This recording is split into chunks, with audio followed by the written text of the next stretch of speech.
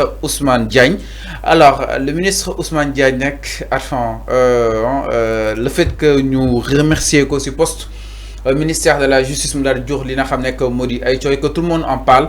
Ñu bari japp ni ki nga xamne que modi Ousmane don amal liguey wam solo don de sax mustanango li nga xamne que modi justement la pression japp na ni du musa tek pression li nga xamne que modi justement magistrat yi et que cadre yo xamni te mi ñewat au devant de la scène ñu bari japp ni lolu waral ndal koy libérer.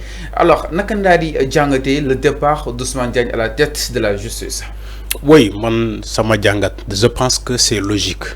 C'est une logique, c'est une continuité donc de l'attelage gouvernemental. Man lo la japp parce que da fay am remaniement ministériel, da fay am ay réaménagement donc du gouvernement bi. On change une équipe qui a fait une mi-temps.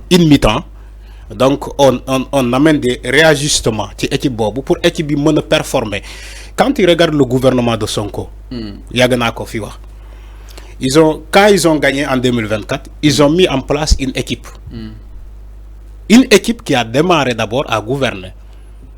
Mais pour exécuter une mi-temps, ils ont fait 17 mois. 17 mois, c'est pas petit.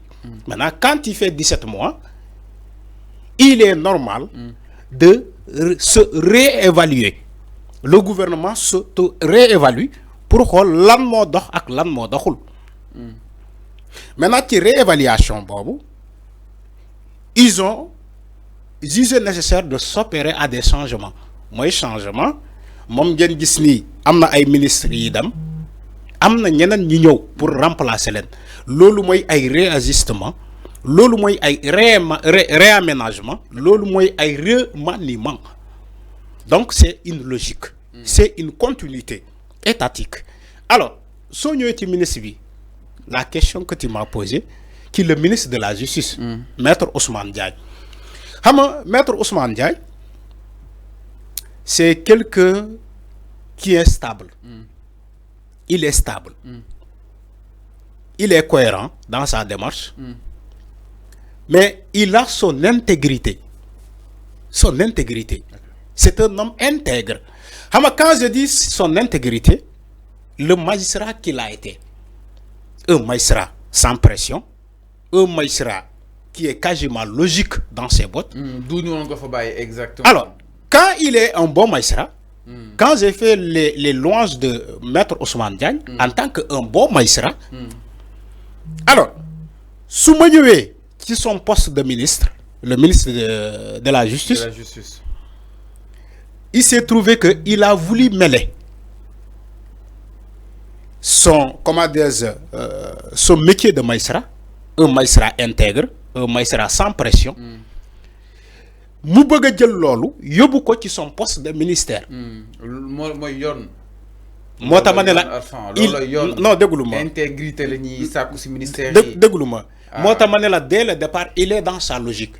Maintenant sa logique voudrait que le gouvernement, le chef du gouvernement, le président de la République ñu xool ndax waa ji lu muy doxalee ni ak ñun lu ñu wootee est-ce que méngoo na. Donc woote leen intégrité.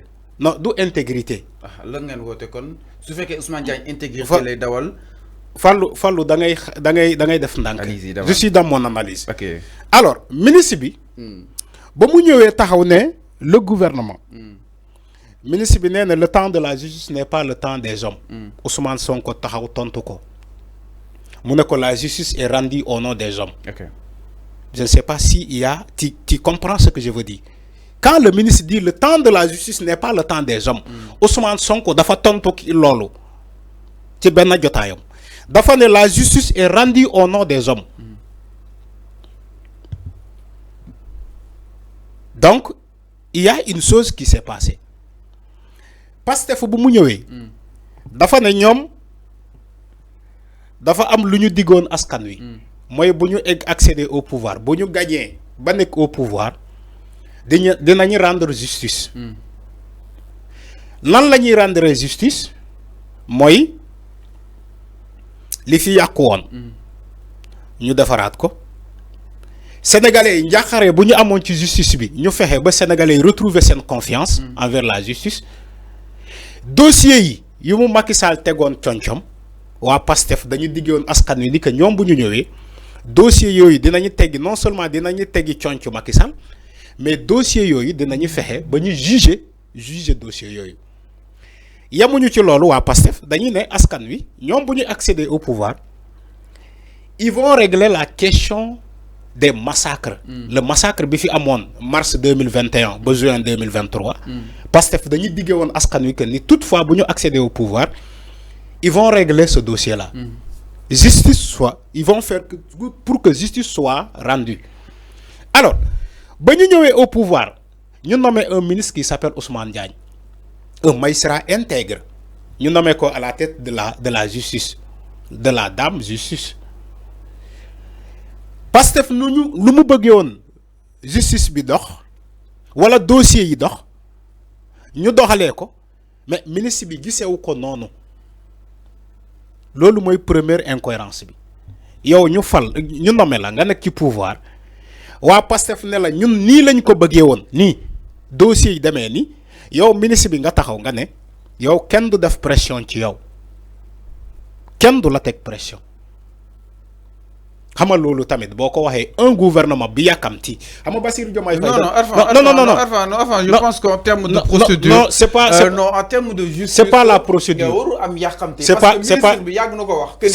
c'est pas la procédure avant une procédure suit son cours normal c'est pas la procédure justice là en fait c'est pas en fait avant justice lu exact là c'est pas avant justice lu exact là en fait justice lu exact là donc Ousmane Diagne mi ngi don doxal que ni mi ngi respecter exactement les procédures donc bëgg a yàqamti taxut a egg fa nga jëm bëgg a yàqamti peut-être jàpp kenn taxul nga jàpp ko Arfan lépp loo gis dafa am procédure boo si boo war a mën a doxal si boo war a mën a xaarani donc est-ce que loolu jar na pression parce que la justice est exacte quand même parce que le fait que ñuy jàpp ni di ko privé li nga xam nekk moo di ay liberté am donc waneen am fu wóor foo xam ne te war na ko daal di war a mën a jàpp donc suñu déggee baatu yàqamti Arfan là on s'inquiète quand même pare nga le président de la République Bassirou Diomaye Faye moo taxaw ne sénégalais dañ koy yónni yàkkamti ko déglu bu baax li ma lay wax. man nekkuma ci ay parlo li ngay wax ni bokkuma.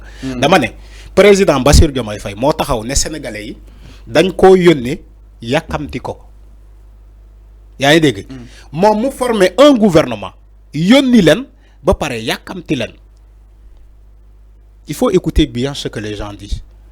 Alors, vous formez un gouvernement, vous parlez yoni len yakamti len, un ministre de la République, motaxaw ne ko man ken do def pression ci man, je ne subis pas la pression.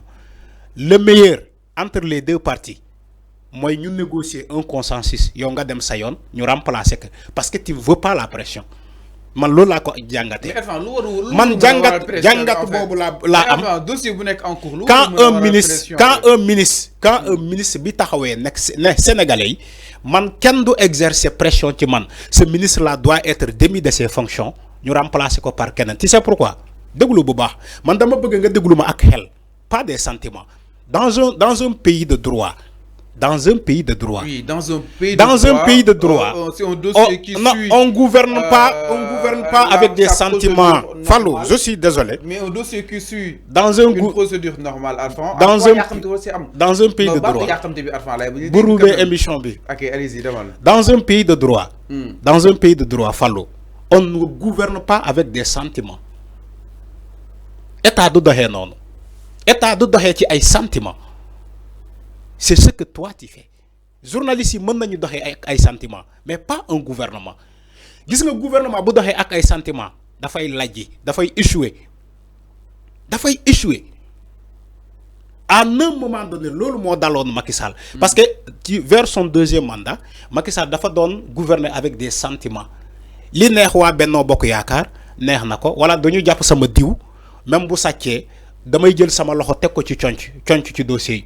On ne gouverne pas un pays comme ça. Je crois que Bassirou Diomaye Faye dafa am lu mu jàngat bu mu def ci ses prédécesseurs. Mom il doit pas échouer là où les autres ont échoué. C'est très important. Quand on parle de Ousmane Diagne, il veut pas la pression. Je suis d'accord avec lui. Un magistrat. Parce que mom il est un magistrat. Fallou, nek un bon magistrat ne fait pas de toi un bon ministre. Il faut que vous sachiez. nek magistrat bu baax mënul def ci yow un bon ministre. Si, non je pense que si su fekkee mënul nek mënul je nek. pense que su nekkee si yoon la nga bëgg a jaaree. Ismaël, je vais te donner des exemples. Je pense que être un magistrat parce que enfin ministère gère que la coordination en fait. Loolu kese nga entre les tribunaux procureurs entre. Loolu kese nga xam ci ministre. Ce sont des coordonnateurs sax mën nga nekk ministre. Loolu kese nga xam ci Et ministre. je pense que si c'était normal wala kon si mu awale ko ci base yi. On s'écoute s'il te plaît. Allez-y, termine par là. Voilà.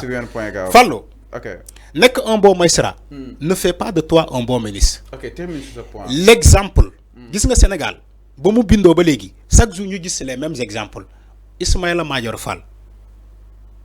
Il était un bon professeur de droit, agrégé. Ismaïla Madior Fall bala muy nek ministre, fépp fu mu rombu. Néna la ñun étudiants yi dañu doon daw sen cours pour dem assister à des cours de Ismaïla Madior Fall. Okay. Mais quand il était ministre de la justice, il est devenu quoi? Je te pose la question. Ismaïla Madior Fall, qui était un bon professeur agrégé, quand il a été nommé ministre de la justice, il est devenu quoi? Le tailleur de la Constitution. Il est devenu le ministre médiocre que les Sénégalais n'ont jamais eu.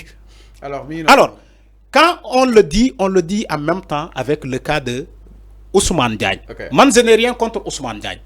Ousmane Diagne, c'est un bon magistrat. Mais il ne veut pas la pression. Quelqu'un qui est dans le gouvernement et qui ne veut pas la pression, vaut mieux le remplacer par un autre. Même le président de la République, il subit une pression. À ce moment, tu me dis un ministre qui ne veut pas la pression. Donc, on remplace ce ministre-là. On amène quelqu'un qui veut la pression. Son poste de magistrat, tu gardes ta dignité sans pression. Alors, parlons exactement du côté de la régie, Ben Ponk aussi.